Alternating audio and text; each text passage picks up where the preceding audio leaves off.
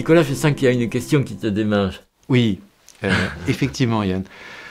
Beaucoup de personnes donc, savent que tu es un chercheur en bioénergie, un chercheur en géobiologie, un explorateur de l'invisible. Qu'est-ce qui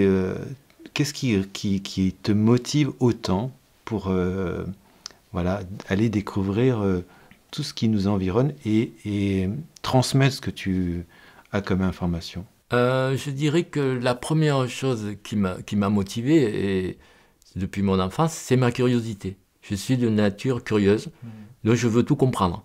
Et je posais à mes parents des questions, pourquoi les vaches ont des cornes, pourquoi le sang est rouge, pourquoi l'herbe est verte. Enfin, ils ne pouvaient pas répondre, mes parents, ils étaient là, merde, pourquoi ils me posent cette question? Et finalement, je me suis dit, bon, puisque mes parents ne peuvent pas me répondre, je vais chercher dans les livres. Il y a bien des gens qui savent pourquoi l'herbe est verte, pourquoi le sang est rouge et pourquoi les vaches ont des cornes. Enfin, c'était des questions comme ça. Hein.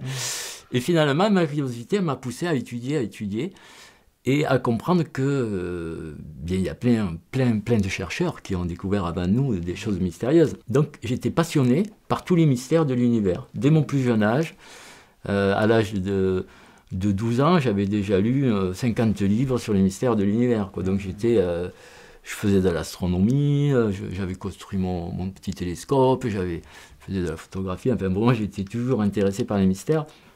Et la géobiologie, c'était pour moi une source de mystère avec justement comment fonctionnent les églises, comment fonctionnent les mégalithes et tout ça.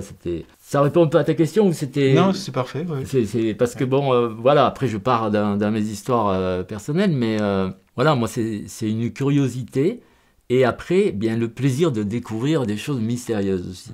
Le plaisir de comprendre comment ça marche, qu'il y a un mégalithe là, mais pour l'activer, il faut faire tel truc, et après tu peux recevoir un soin, tu peux recevoir une initiation, tu peux faire une méditation. Il se passe des choses forcément assez incroyables dans ce genre de site.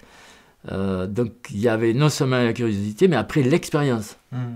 Donc j'ai toujours aimé vivre des expériences... on va dire, dans des états de conscience modifiés, provoqués par des phénomènes naturels, on pourrait dire.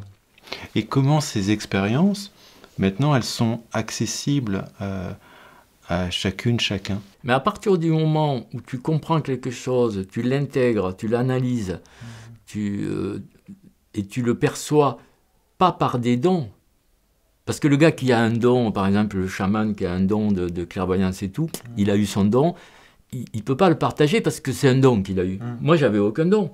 J'avais simplement la volonté de le faire. Eh bien, j'ai appris et du coup, je peux le retransmettre parce que je sais comment j'ai appris, je sais comment j'y suis arrivé. C'est plus facile, quelque part, de retransmettre quelque chose quand soi-même, on a cherché le moyen de l'acquérir que si c'était un don, bien...